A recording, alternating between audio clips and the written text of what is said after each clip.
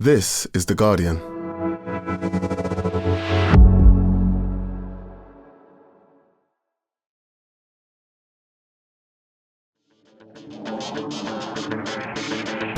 Hello and welcome to The Guardian Football Weekly. Do we have league? Arsenal win at Brentford to cut Liverpool's lead at the top to 6 points. Another solid performance. They were fine without Saka and came from behind at the becoming less of a fortress G-Tech. We'll do a Premier League preview and some transfer window all at the same time. Liverpool-Manchester United looks compelling, not because anyone thinks the result is in doubt, but just how much can Arne Slot fan the flames of the United bin fire? Don't worry, like every media outlet, we're compelled to discuss the futures of Marcus Rashford and Trent Alexander-Arnold. Back to bin fire, Spurs still have no defenders and take on Newcastle, who are absolutely flying. While after Leicester away, Man City have somehow managed to get an easier fixture this weekend at home to West Ham. Also today, some EFL. Josh Windass from the halfway line, or more accurately, the middle of his own half. The end of Rooney, how's Frank getting on at Coventry?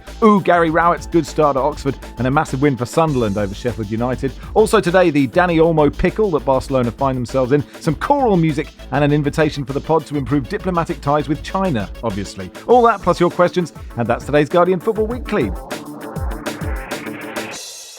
On the panel today, Barry Glendenning, welcome. Hi, Max. From Not the Top 20 podcast, Ali Maxwell, hello. Good morning. And from the Racing Post, Mark Langdon. Hi, Mark. Hi, Max. Obviously, quite a lot of Mark Langdon Christmas dinner questions. We'll get to them later. Let's start at the G-Tech. Brentford 1, Arsenal 3. I mean, I think it's fair to say, Mark, that, you know, saying Liverpool have won the league is a little premature because Arsenal are good. This was a good win against the side with a very good home record. They did it without Bukayo Saka, and they look pretty comfortable doing it. Yeah. I don't think it's all over at all.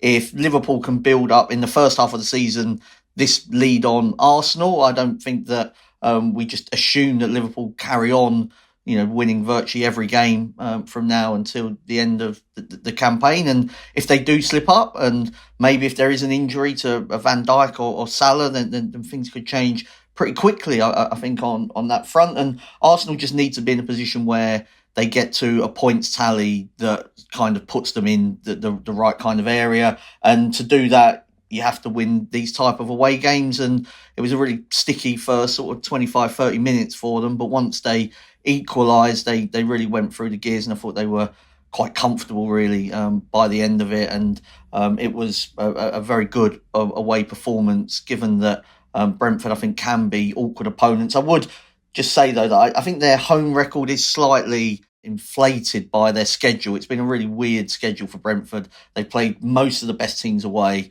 most of the worst teams at home. So it kind of plays out that they've got this stronger home record. But it's still a really important and good win for Arsenal. Barry, you like fine margins, of course, and there were some fine margins to appreciate just before Arsenal equalised, with David Raya almost spilling that into his own net. Perhaps a key minute in the match. A weird moment in the game when I think it was Keane Lewis-Potter shot, and David Raya spilled the shot. It looked like it was going to go over the line, so that's a boo-boo in his part. But his recovery was astonishing, I thought. The manner in which he stretched to prevent the ball going over the line. And I think one more rotation would have done it. Arsenal would have been 2-0 down, and Raya would have made a bit of a chump of himself in front of the fans of the club he left to go to Arsenal for, so they'd have loved that, I suppose. A rare mistake from him, but a brilliant recovery, so hats off to him for that. Much was made before this game of the bug that was sweeping through the Arsenal camp, so Havertz couldn't play on as a result of that.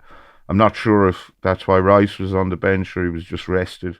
And then there's a suggestion that some of the players who were on the pitch might have been affected as well.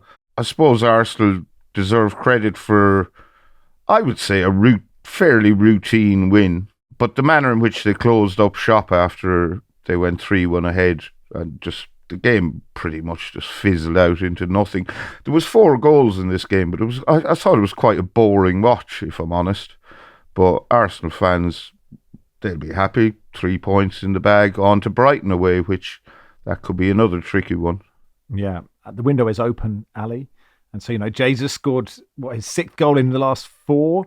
That's as many in his previous 48. Arsenal being linked to Mbeumo and Matthias Cunha, neither of whom are sort of classic, out and out number nines, which is obviously the clamour is for them.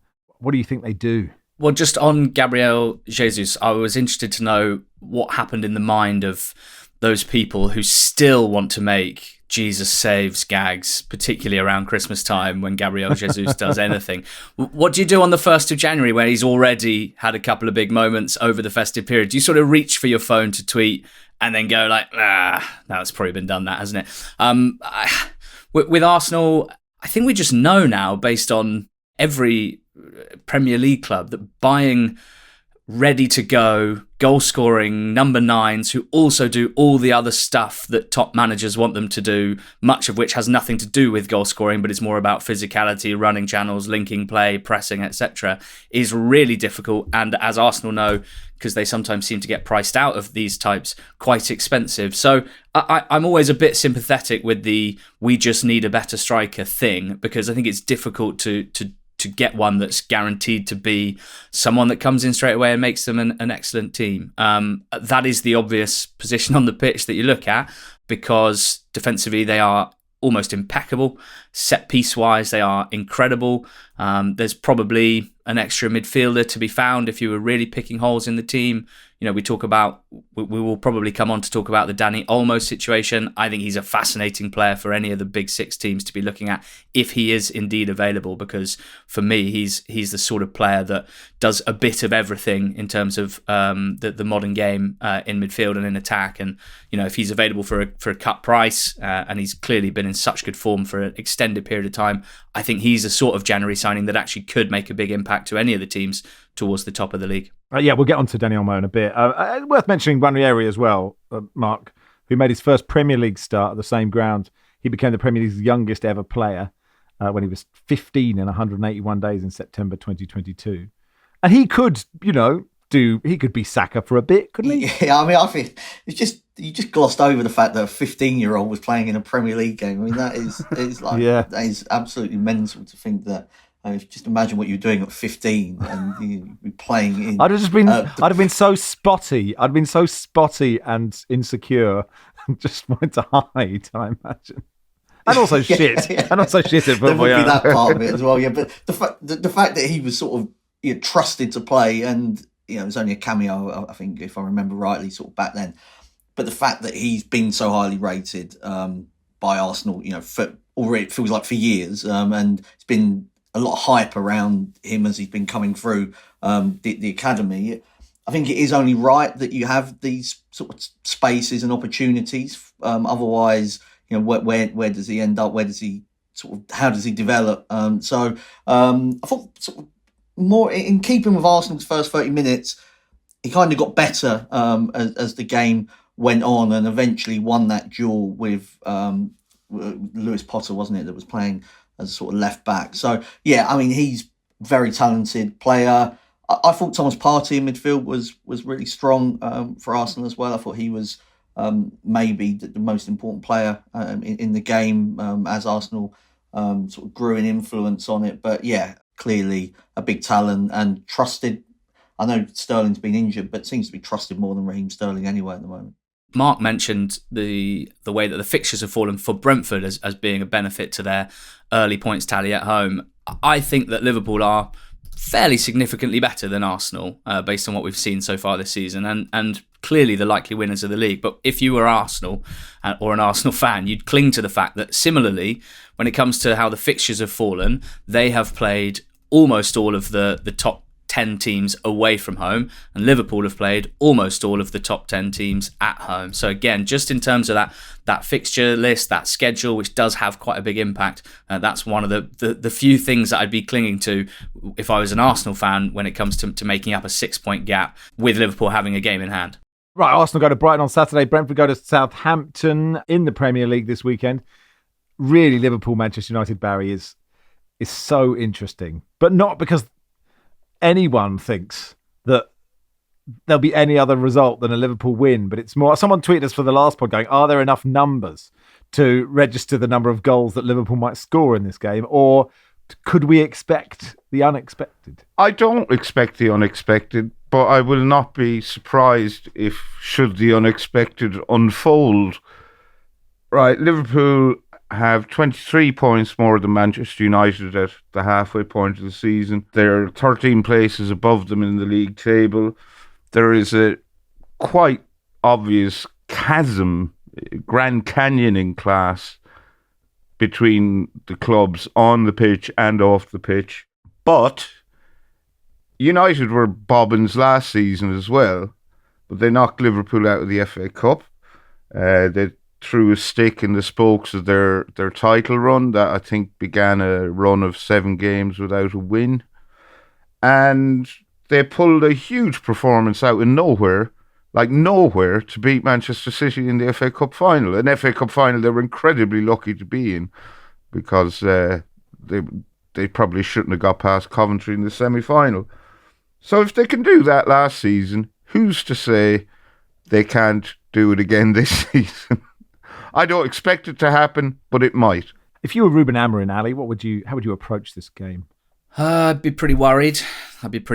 Because it's a complete mess, and particularly in the centre of the park where Liverpool excel, and particularly at the back for Manchester United where they look slow and unsure of themselves. They're coming up against currently the best team in the world, the best attack in the world, slick, quick, incredible, and if you ask, should we expect the unexpected?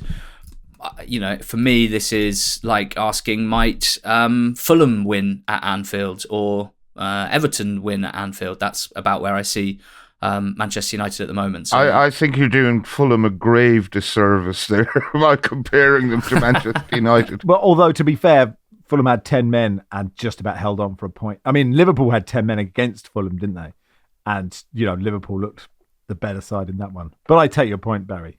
Yes, that's rude to Fulham. So basically, none of the individuals are playing particularly well, and the team as a unit is playing really poorly, and they're playing, currently the best team in the world. So I'd be, quaking, frankly. But that's why I'm not a football manager. I'm sure Mr. Amorim has something up his sleeve and is probably feeling much more confident than the stats would suggest, because managers tend to feel quite confident before games. I guess so. I mean, he can't play that Eriksen Casemiro midfield again, can he? I think Bruno is Fernandes back, isn't he, Mark? Yeah. I don't think we'll see that midfield again. Well, maybe Europa League game, but I don't think we'll see that again in the Premier League.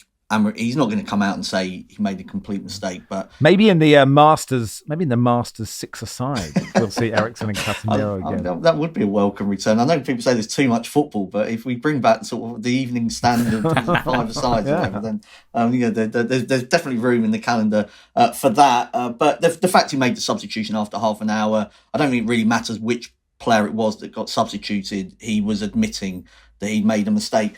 The one sort of, I think, maybe just piece of hope for United. Do you know they've got the second best defensive record away from home in the Premier League this season? They've only conceded 10 goals. Tottenham have got the best defensive away record with 9 goals conceded, and then Manchester United are second with 10 goals conceded. So they don't score many goals, Manchester United, but they have managed to be tight at the back, at least defensively. So a humiliation would feel unlikely despite the huge gulf in quality currently between the two teams. The stats that Man U and Spurs have the two best away records defensively feels like a glitch in the matrix, doesn't it, given what is happening? Just quickly, Mark, look, apparently United want Victor Gyökeres, who doesn't. Apparently they want Milos Kerkez from Bournemouth, who would cost about 60 million. Rashford's got a new agent, apparently, or he says he might do to try and... Yeah, I think he's denied that. He has denied that, okay. And Xerxes might be wanted by Juve and a couple of others. Like, what movement do you expect at Old Trafford? They do need to bring in some players, but PSR in the summer, there were suggestions that United were fairly close basically weren't able to do more business because of PSR. So Gyökeres, for 100 million, 80 million, 90 million, whatever he would cost, feels like that would be a step too far in this window, at least. I think they do need to bring in some players. But any player that they brought in over the last few years hasn't lived up to it anyway. So central midfield would be the area that I think that they've been lacking for some time now. You mentioned Casemiro and Eriksen as two that would be on big wages and just really passengers in that team. I feel sorry for Amorim, and as much as they're playing every 3 days at the moment, so he's had no real opportunity to bed in what he wants to do, because it's just play, recover, play again, and that's not ideal for a new manager coming in. And I do think he's a good manager, and in January, if they were to go out of the FA Cup, they've got Arsenal, haven't they, away, the calendar might ease up for them, that actually he can just then start coaching the team the way that he wants. And the solution isn't always to just go and buy a load of new players. I think you have to trust the coach to be able to coach these players in the first place. I'm looking forward to seeing the Moyesification of Ruben Amorim as Manchester United manager, because he came in, handsome, black hair, full all smiles, very, very charming. And I fully expect that in 6 months' time he'll be completely grey, gaunt, constantly frowning, and real chippy at press conferences instead of welcoming all comers and answering their questions with a bit of joie de vivre. Yesterday, Ali, I was on the radio, and just before I came on air, a Liverpool fan rang in to Natalie Sawyer and Dean Saunders on TalkSport, utterly furious with Trent Alexander-Arnold, and called him a rat and a traitor for even considering moving to Real Madrid. I just wondered if you were on the same page with that caller. I mean, obviously, people don't ring phone-ins to say, I don't really mind. Like, a mild-mannered phone-in would be the dream for me. But it was quite funny to hear that at the time. But it feels like it's about to happen. It feels like a really good idea for Trent Alexander-Arnold. Yes, what a situation we find ourselves in with transfer reporting, that someone so much as being reported to be considering a transfer to the team that's won the most Champions Leagues in the history of football. It is both known somehow, but also such a disgraceful suggestion. Yeah, I'd really like Trent Alexander-Arnold to stay at Liverpool, because I think he could have one of those lovely one-club careers that seems to happen more when we were all younger, but then lots of things seems to happen more when we were all younger that probably didn't. And we love a one-club man, don't we? And he's such an incredible player. He has been through, and I think come out the other side of, quite a lot of criticism and scrutiny. I think sometimes fairly and sometimes unfairly. He was held up as the reasons for poor runs of Liverpool form, and it's great to be able to see an excellent Liverpool side with Trent playing brilliantly again. So, I mean, I'm not a huge fan of Real Madrid as a concept, as a club, and so I personally don't see some of the appeal that I think most footballers see in playing for Real Madrid and being, quote unquote, a Galactico. I guess the only other thing that springs to mind here is I've spoken on previous podcast tactics type pods that I've done that Trent is probably the closest player to David Beckham, albeit he plays right back and Beckham played in a right midfield role. We've discussed previously whether Beckham in the modern game might have been a right back because he was hard-working and he delivered amazing crosses from deep. And it'd be quite nice to see Trent doing the sorts of things that Bex was doing in white over in Real Madrid. But overall, it is a disgrace, and he shouldn't even consider leaving Liverpool. God, imagine if Beckham had been a right back. What would happen to Gary Neville? Super Sunday would be so different, wouldn't it? Anyway, Newcastle on a great run. Spurs still have no defenders. Eddie Howe's outthought Ange before. Mike says, I'd like to hear Mark's take on Tottenham. And well, Ange lost January after losing to Newcastle, Liverpool and Arsenal. So look, he's confident that Spurs will beat Tamworth at least. What's your current read on Tottenham? Well, yeah, if they lose to Tamworth, you might struggle to find the sort of Ange believers left. But Max will still be there, hold. like that. I'll be there. That Japanese soldier.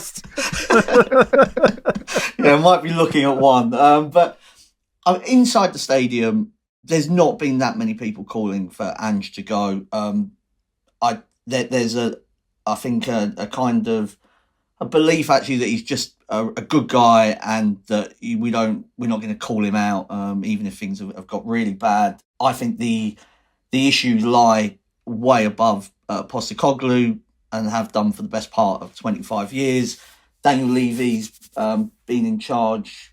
It's coming up it will be 25 years, so a quarter of a century later on this year. I don't have any problem with kind of the NFL, the concerts, the go-karting. There was a Squid Games thing going around the stadium.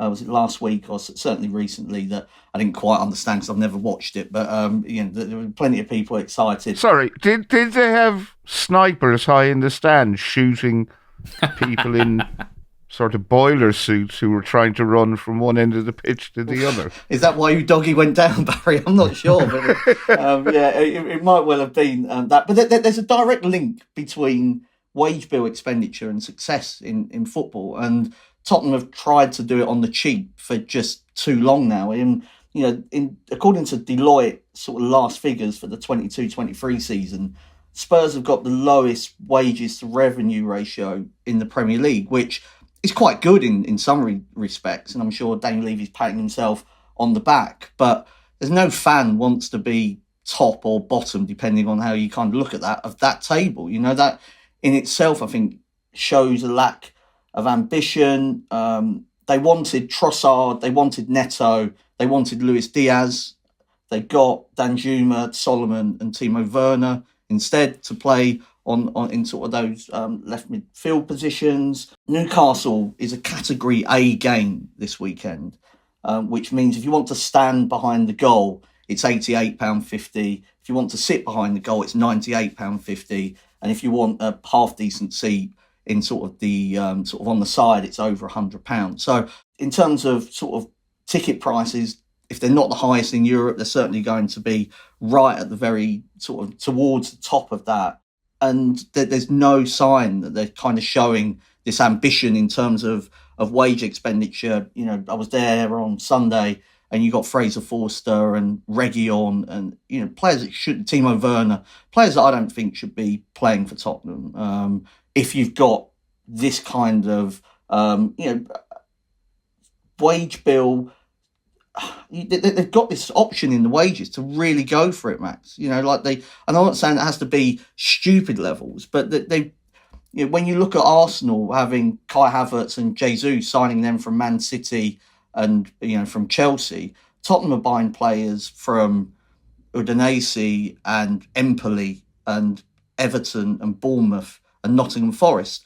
You remember even a few years ago they could have had Grealish and tried to just hardball Aston Villa into this situation where in the end Aston Villa were able to say no, even though they were in the Championship at the time, to Tottenham, and then he goes to Man City for 100 million. So this has been going on for way too long. There was a talk about White Hart Lane. Maybe Tottenham didn't have that option to really go for it, but the promise was that once the new stadium was there, they'd be able to compete.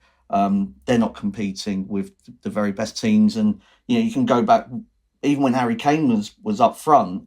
You have this generational sort of privileged position of getting an elite world-class centre forward for free, and they thought the best option was to not have a backup for him.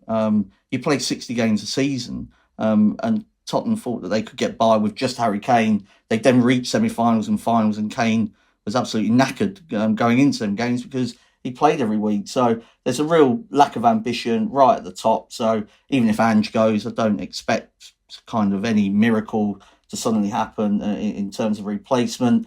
And they go into this game against Newcastle with Amanda Staveley, who was previously part of sort of the Newcastle takeover, being strongly linked with sort of getting involved at Tottenham. So I don't know if it's sort of be careful what you wish for, but something needs to change, I think, at the top. Would that be some kind of nation state? I mean, who's Amanda Staveley working for now? Do we know? We don't know. We're not entirely sure, and she's been quite coy on the links to Tottenham, but says that she would like to get back involved in the Premier League. There's been quite a lot of US NFL owners that have been linked with with Spurs as well. So, I mean, who knows? But the most of the fans, you can't speak for all fans because everybody feels sort of differently about it, but most just want to see a change at the top because they just see it now as a lack of ambition. First in the queue for the furlough money, season ticket prices just ridiculously high, taking away the seniors, concessions. There's a lot of things at the club that people are not happy with, and Ange is a long way down that list, even though things are not going well on the pitch. In the corresponding fixture in September, it was sort of textbook Spurs performance insofar as they completely dominated a Newcastle side that weren't playing anywhere near as well as they are at the moment and still contrived to lose 2-1 with Newcastle winning through goals on the counter by taking advantage of Tottenham's high line. So I think Tottenham could get hiding this weekend. Oh, I do too, yeah. Given Newcastle's excellent form. I couldn't agree more. All right, that'll do for part one. Part two, we'll round up the Premier League preview and do some EFL as well.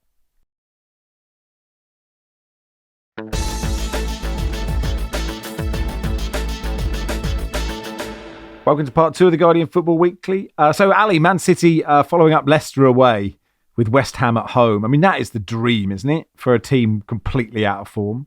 It should be. I thought that many times during their extended poor run, and I guess the hope for them is that the win last time out kind of washes away some of the just awkwardness in their play, the lack of certainty, the almost unprecedented lack of certainty and lack of execution in both boxes.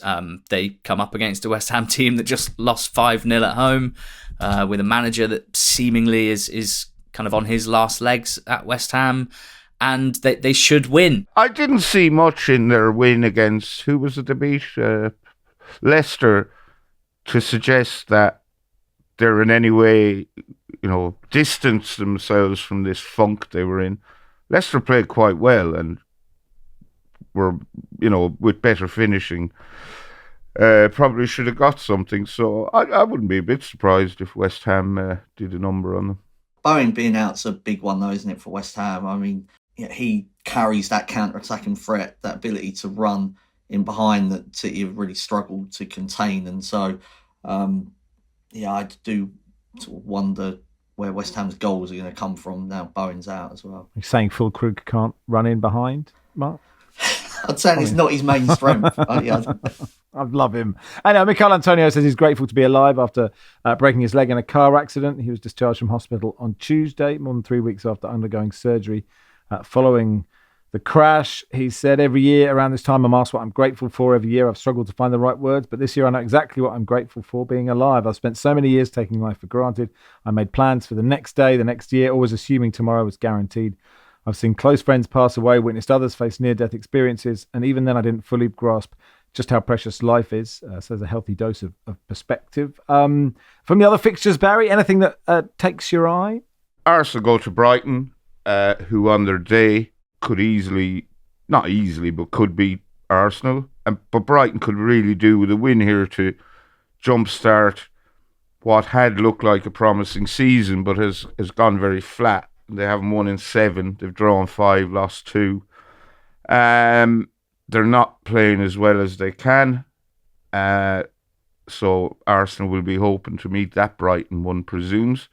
But if Brighton can get their act together, they could be a very, very stern test for Arsenal. But on Monday, long time to wait, but it's the Nuno derby, Wolves against Nottingham Forest. Forest flying at the moment. It is remarkable turnaround from just being part of that relegation discussion. Even the start of this season, I think there would have been some that fancied Forest to be around the bottom 3. Instead, they're sort of top 3 and sort of pushing for Champions League. He's done a remarkable job. They've got a team that is very familiar with each other. They don't make that many changes, but it's almost not the same formation, but it's very similar, isn't it, to the way the Wolves had their success, really strong defensively, quick and slick on the counter attack, and where they had Jimenez up front leading the line, you've got a similar enough striker really in Chris Wood doing it for Forest. So hopefully, I'm sure Nuno will get a decent enough reception from the Wolves fans. He did a brilliant job and took them into Europe, but obviously Wolves need the points for their own reasons. No Cunha for them, which will be a blow. Still seems like a weird fever dream that Nuno was Wolves manager in the Championship with Diogo Jota and Ruben Neves in that team. Yeah, you're right. Matthias Cunha, by the way, 2-game ban for ripping off someone's glasses.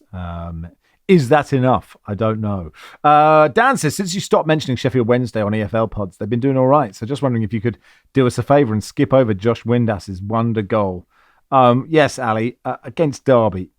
It was absolutely brilliant, wasn't it? So good. Windass with one of the great from his own half goals that I can remember, and lots comparing it to your Beckhams, your Rooneys, etc. Just sort of latching on to a clearance, and one of those where the first touch is it's not great. It's a difficult bit of control, but he just sort of knocks it in front of him, and in speeding towards the ball to latch onto it, he realises he's going to have a go, and there's still obviously so much to do from there. But the weight of it, the trajectory of it, just dropping in perfectly over a goalkeeper who, up until the very last second, still thinks he might be able to get there, which makes it visually even better. The only thing I kind of felt like, unless the crowd effects were being dampened on the clip I saw, it kind of felt like Hillsborough should have gone more nuts for what was presumably one of the best goals they've seen, certainly since Adam Reach stopped playing for them and scoring worldies every couple of months.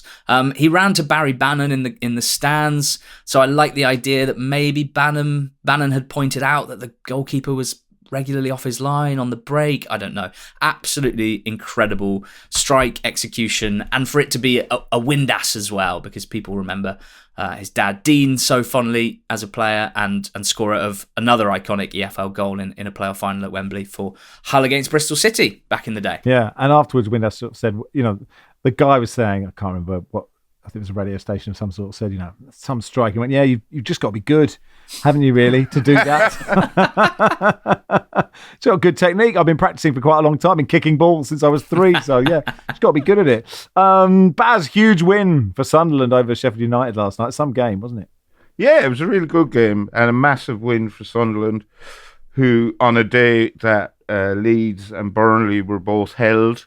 So for them to beat Sheffield United, a little bit below them, West Brom battered Preston and Borough beat Hull. So it makes things even more interesting at the top of the Championship. Sunderland just a very good team, full of exciting young players. Eli Mienda scored last night. His first goal in quite some time. I think he'd been shipping a bit of criticism from Sunderland fans, which is a bit harsh considering he's only 19, but there you go.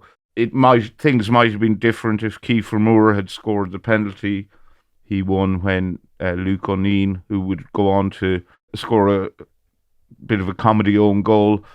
But Moore just looked so nervous when he was waiting to take the penalty. You kind of knew, he's not going to score. He really did. He was made to wait quite a long time, and you could just see the confidence drain out of his body. It was not a good penalty, was it? No. So yeah, massive win for Sunderland. It's a shame they lost against Stoke in the previous game, because Stoke aren't very good, for now at least.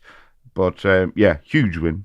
Yeah, I mean, you mentioned Leeds. They scored really late on. They got a penalty against Blackburn. Willie Gnonto sort of hugged the ref while appealing for the penalty. He was like, that's got to be a penalty. The ref was right next to him. He's like hugging him, and the ref went, oh, go on then. But Blackburn equalised later. Ali, look, you've watched every game in the Championship this season, I presume. You've got Leeds on 52 points, Burnley on 49, Sheffield United 49, and Sunderland 47.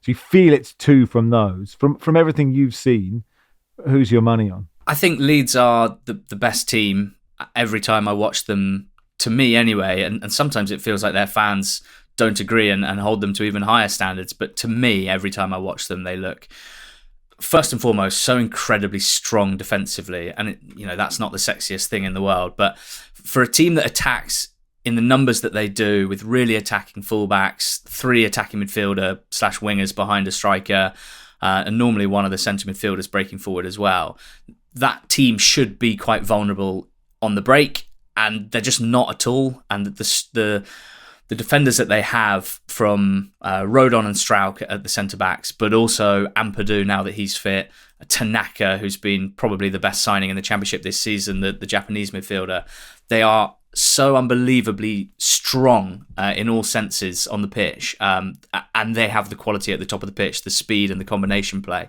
So I'd be really surprised if they didn't finish in the top 2. I think that they should, barring disaster, finish first. And then it's really difficult with the other sides. Burnley have this absolutely unbelievable defensive record, just 9 goals conceded in 25 games. In terms of goals conceded per game, that is a better record than Chelsea's Premier League record defence under Mourinho. So that's where they're at the moment. James Trafford in goal is I was going to say papering over some cracks. They're an excellent defence, and he's making them look even better with some excellent performances. And Sheffield United probably just leaking a little bit because they had to kind of patch together a squad over the summer, which was heavy on quality in the starting 11, but not heavy on depth. And I think, it winless over the Christmas period, maybe starting to see that if you take out their starting central midfielders, Sousa and Arblaster, you lose Harry Souttar, who's been a rock at the back, to injury. And all of a sudden, you probably find it hard to maintain the same levels. And then there's Sunderland, who I thought might drop away from the pack, but with that win last night have shown that they're absolutely not doing that. And as Barry says, that they are also a really, really good side. So it's definitely, in my eyes, 2 from those 4. I had high hopes for Borough, even after a slow start to the season, but there's just something that just holds them back, whether it's something tactical or psychological. I'm still not 100% sure, but I'm pretty confident they'll finish in the top 6. So there's, in my eyes, 2 from 4, and then probably 1 playoff spot available for any number of teams, including Sheffield Wednesday. Plymouth Argyle are bottom, 19 points. Wayne Rooney parted company about a minute after we stopped recording the last pod. I just wonder what you make of his tenure there, Ali, and if this is the end of his opportunity, his opportunities as a manager, or if there was something else there, and because he's so desperate to be good at this, isn't he? That sounds so patronising, but you know what I mean. That kind of reflects how I see it as well. He really seems genuinely desperate to be a good manager. Unfortunately, he's, in his results so far, particularly in the last calendar year with Birmingham and with Plymouth Argyle, he seems to be lacking some pretty important qualities of a football manager, specifically setting up a defence. Like, if you're Argyle, and we should say they almost certainly have a bottom 3 budget. They almost certainly have a bottom 3-5 squad in terms of quality and depth. So, staying up would be an achievement. And up until recently, they were not in the relegation zone and close to safety, now 4 points off it. But defensively, they're one of the worst teams I've ever seen at this level. And that was the same with his Birmingham side, who conceded 2 goals a game over his 15 games. Away from home, they are certainly the joint worst team I've ever seen at this level, with a Rotherham United side who also failed to win a game basically away from home for a couple of years. 13 away games, 2 points, 11 defeats, only 3 goals scored in 13 away from home.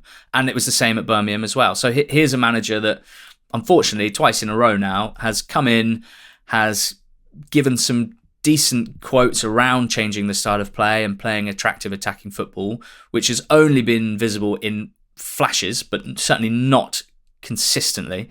And when it comes to actually setting a foundation to allow his team to play nice attacking football, has completely failed, both defensively and on the road. And it just makes it too difficult to stay up. I did watch Rotherham's first away win in 2 years, because it was obviously at Cambridge with a 90th minute deflected shot that rolled into the back of the net. How's Frank Lampard settling in at Cov? Mixed start, I'd say. Got a couple of wins early on. The Christmas period hasn't been too kind to them. He's missing a couple of attacking players. He instantly got a huge return out of Ephraim Mason-Clark, who was one of their summer signings from Peterborough, and then Mason-Clark picked up an injury, has missed the last 2 games. So, I mean, jury's still out, I think it's fair to say. And Rob Edwards at Luton, they lost again, didn't they?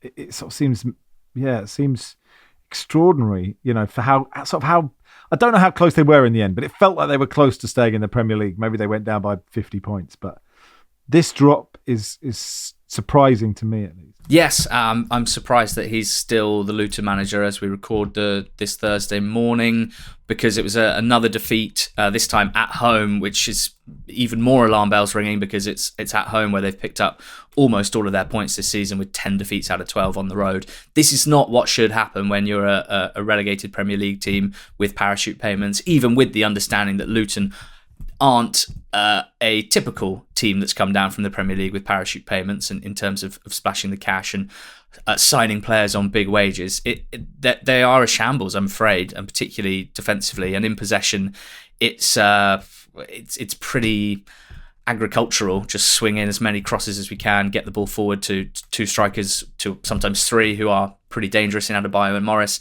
It's really unimpressive. They've lost 3 games in a row.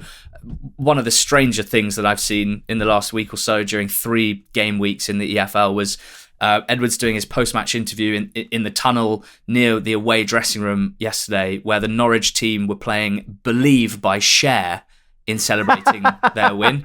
And the lyrics to that song aren't great for a manager who's seemingly on the cusp of being sacked. And I can't quite believe that the club put that out, because it is really, really quite embarrassing at a time where things aren't great. Do you believe in life after love? Yeah, no, okay. I can feel something inside me saying, I really don't think you're strong enough, no. Right, I see. I mean, I didn't know. By that time, I'm just going, do. I'm just in the moment. I'm lost. I'm just dancing like crazy at the disco alley. Anyway, League One. I know that the one advantage of losing at home to Reading is that if you try and find the highlights, there are so many Cambridge reading courses that it's actually very hard to get to them, and you can avoid them. But I did see them. But look, more importantly, give us, if you can, Ali, just a quick minute on League One and League Two, how it's all standing, for those listeners who don't pay any attention to it. That makes me chuckle, because as someone who's regularly Googling things like Leeds results or Sheffield United results in my research, there are a couple of clubs like Cambridge results, where you just get university stuff, Wimbledon results, where you just get tennis stuff, and Cheltenham results, where you get horse racing. So there's a few clubs that really wind me up because of what their name is also associated with. What was it, League One and League Two in a minute? Yes, please. Brilliant. Good. Yeah, fantastic. I mean, League Get One... more, not the top 20, of course. Yeah.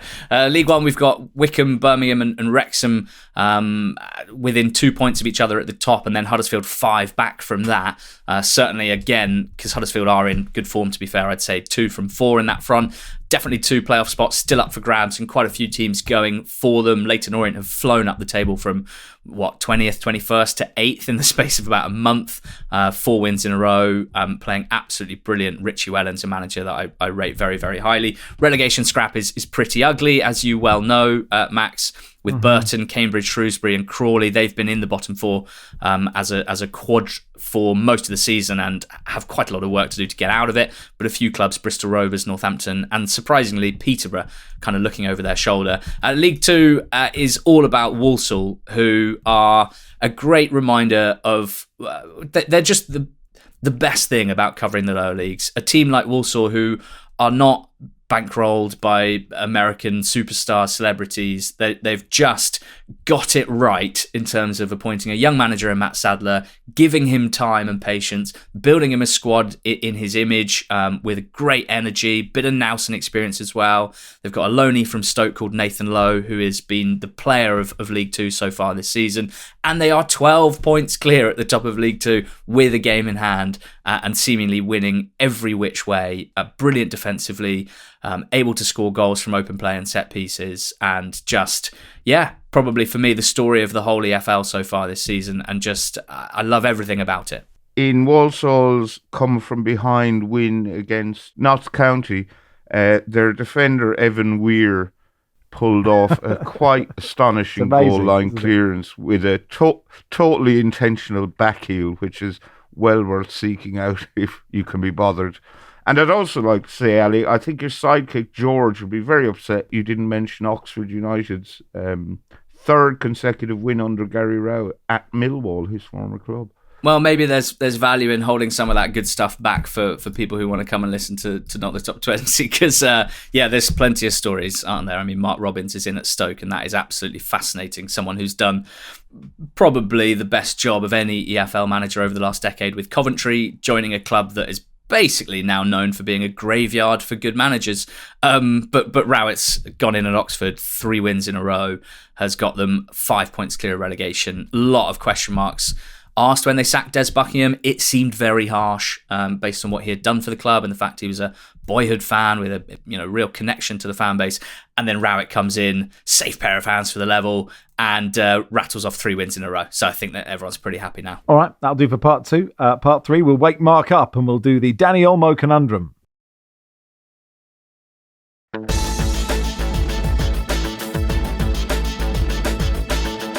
Welcome to part 3 of the Guardian Football Weekly. Stephen says, Dear Max and Barry, can you please ring up Dr. Sid Lowe and ask him what's going on with Danny Olmo? It seems that Barca failed to register him and that he's now a free agent. I'm curious to know whether Olmo will walk and whether Sid thinks that this will further damage Barca's prestige in the sense that players will become more and more reluctant to sign for them. Happy New Year to everyone at Guardian Towers.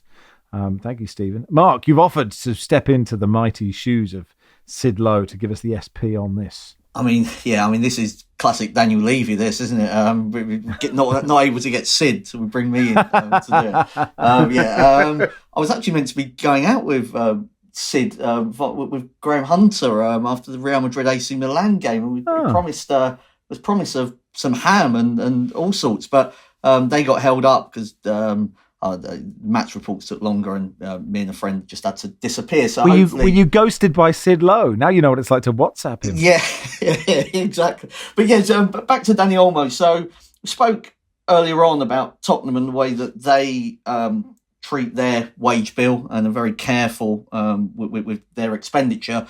At the other end of that, you've got Barcelona a couple of years ago pulled every lever they had imaginable to fit in all the players that they'd signed. They haven't managed to sort of rectify that situation fully, but that hasn't stopped them continuing to sign players, including Danny Olmo, who was one of the stars of Spain's Euro 2024 success, came through initially at Barcelona, ended up playing in Croatia, and he's come back to his boyhood club via Leipzig. But Barcelona couldn't afford him under financial fair play.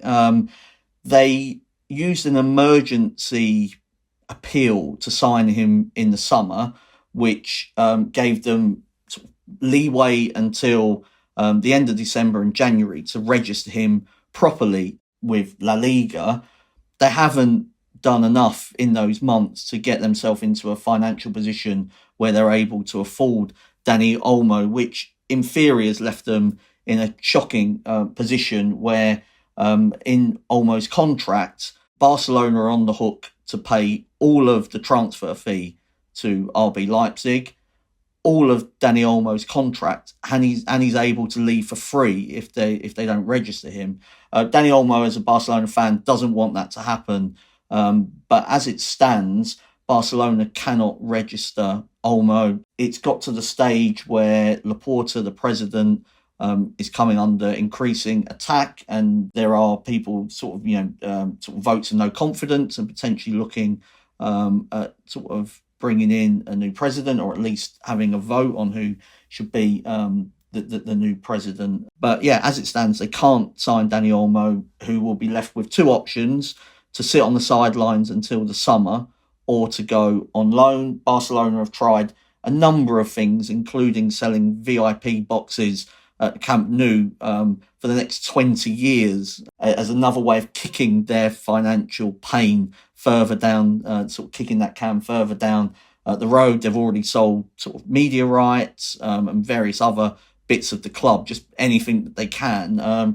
At some stage, they might have to look at sort of a really hard decision in terms of they've got a lot of talented players and that maybe 1 or 2 of them need to go. And yet I was looking at Spanish newspapers yesterday, and Barcelona have still been linked with, of course, any number of players, including Nico Williams. There's just this obsession with signing players.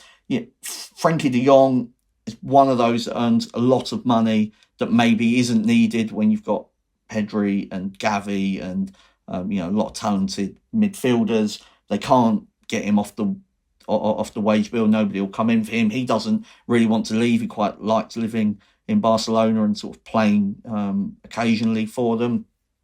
So they are in a real pickle. Nobody really knows where it's kind of going to end up. I mean, at some stage, like Barcelona are heading for just financial destruction, and that might be not for a decade. Sure, that's what I wanted to ask. Well, a couple of things. One is, does it make a difference what Olmo does as to whether Barcelona have to pay that money? I mean, like, they're going to have to pay that money anyway, regardless of whether he goes on loan somewhere or he sits on the reserves, whatever, right? Those two things are set. There's no link between what he does and the money they need to pay. No. So, I mean, Barcelona, I think in theory, Barcelona can afford the transfer fee, but they can't afford it kind of on paper in terms of sort of financial fair play. Sure. So it's not a case of them sort of being unable to pay Leipzig. It's that they're going to have to sort of pay this money, and he's an important player. But this goes back to the point of, like, did Barcelona need him in the first place? He is a very good player, but I've already mentioned all the midfielders they've got. You've got Yamal on one wing and Rafinha on the other, and Lewandowski up front. So at a time when you maybe need to cut back, it wasn't the wisest of signings, but he is a Barca boy. He had done so well in the Euros. They didn't get Nico Williams. They just can't help themselves at times from just buying sort of good players, which is not a bad thing. But no, but my other question is, you say they are facing financial ruin. Do you think that, because there is just part of me that thinks it's Barcelona, they'll find a way, or is this, this is sort of, they will go out of business type? It's hard to say, because I agree that Barcelona are Barcelona, and so they'll always find these new levers to pull, new bits of the club to sell off, do more tours, do more of everything, and just sort of raise the funds that way. But when you've already spent money that's sort of supposed to be coming into the club in sort of the next 10 years, I mean, that's not a good sign. I mean, maybe sort of, the bottom falls out of football, and actually it's a sort of shrewd thing, and that the media rights won't be worth as much in a decade's time. But I find that hard to believe. And also from, like, the VIP boxes, I mean, that is, that kind of hospitality area is a good source of income. And if you're prepared to sell them for the next 20 years now, presumably that's going to be a huge discount to anybody that buys them. And so the problem will just come I suppose Laporta will say, well, that'll be the next president's issue, and I just want to win now. But he's coming under increasing fire at the moment, and will do well, I think, to sort of ride it out. Producer John notes that Lamine Yamal could still be playing by the end of that 20-year VIP experience. But I would just say, just to reiterate what Ali was saying earlier on, like, Olmo, if he is available on loan, becomes the most interesting player in the market. Like, he would suit just about anybody, and because of his versatility. And I'm looking at Manchester City thinking, like, if they need a boost to sort of keep them sort of going and honest for the next 5-6 months, then I couldn't think of anybody better really to sort of just liven up that attack, which is one of the issues that City have faced in recent months. A few emails to finish with. Michael says, hello, Max and friends. What a delight to hear two of my favourite things in this life, choral music and gentle football banter, combined on your recent episode. I've put together some suggestions below to help Barry on his new music journey. I can't remember the context of what we were discussing choral music. Do you? I had turned on the radio and heard some choral music and was quite enchanted by it. Ah, that's right. He's given you some recommendations. Let's start with the OG Mozart. His Requiem is a towering, groundbreaking achievement, setting the standard for composers to follow. I see Barry is starting to take notes. Think the Hungarian national team of the 50s. If you want something more transcendental, try Allegri's Miserere, a single piece for chamber choir. The soprano's high C is pure individual genius. Think Bergkamp's goal for Argentina in '98. against the Netherlands. For full immersion, try Brahms' Complete Choral Works, a 4-hour marathon. Covers everything from church music to German drinking songs. Much like following your team during a title-winning season, full of highs and lows, twists and turns, but nevertheless enthralling. If you fancy hearing some choral work in the flesh in London, I'll recommend the Covent Garden Chorus, which I sing in. Find us on Instagram. Hope this helps the big man find some Zen moments in 2025. Thanks all, Michael. So thank you, Michael. Greatly appreciated. Thank you, Michael. Sholto says, Dear Max, Barry and Football Weekly podcasters, while on a recent study trip to China, I was hoping to catch up on what sounded like a fantastic weekend of football. So I tried tuning into the Football Weekly podcast, only to find the Great Firewall of China had blocked the podcast feed and the Guardian's website. You can imagine my disappointment as an Australian to miss out on what was sure to be Football Weekly's eulogy for our boy Ange after a 5-0 drubbing of the Saints. The experience made me think that in this time of firewalls, tariffs and geopolitical tensions, a Guardian proxy into China would be an incredibly valuable resource and opportunity for a diplomatic antidote. Could be something that would not only help Chinese football fans immensely, but also contribute to international relations in only the way Football Weekly can. You never know, it may even open up opportunities for a Guardian Football Weekly See-No tour. To which end I can thoroughly recommend that Barry try the spicy dumpling soup hot pot at Chengdu Tianfu International Airport, the benefits of which I only truly discovered 12 hours into the flight back to Sydney. Anyway, once again, a great thank you from Down Under. Kind regards, Mr. Sholto Maud.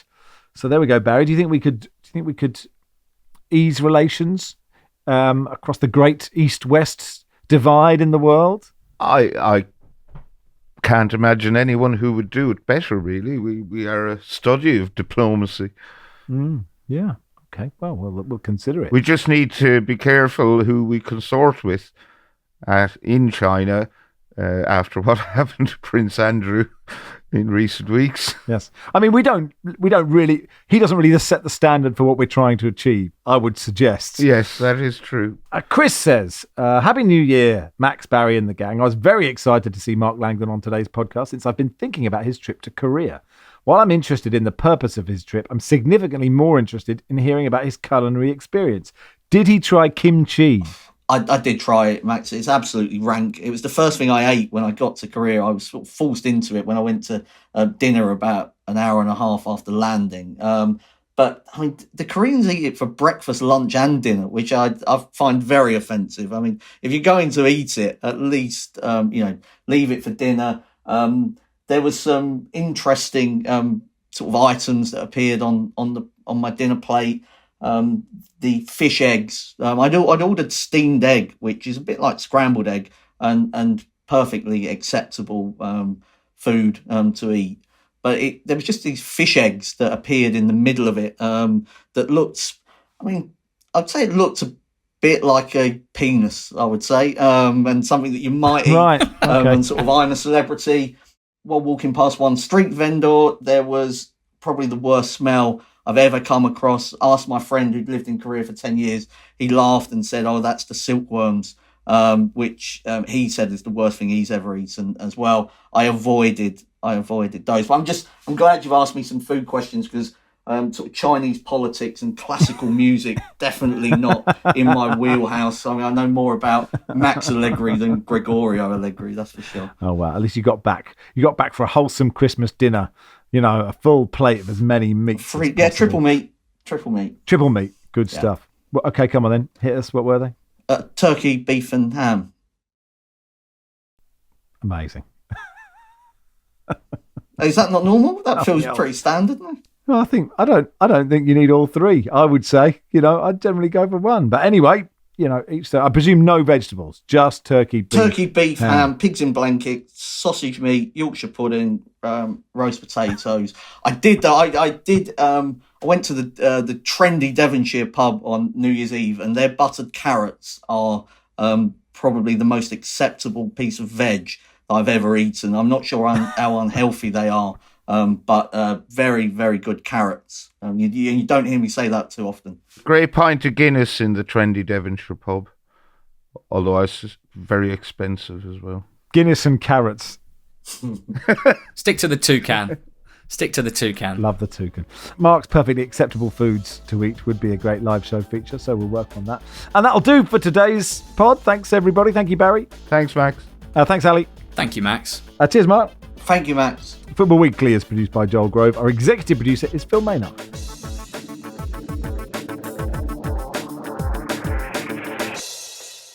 This is The Guardian.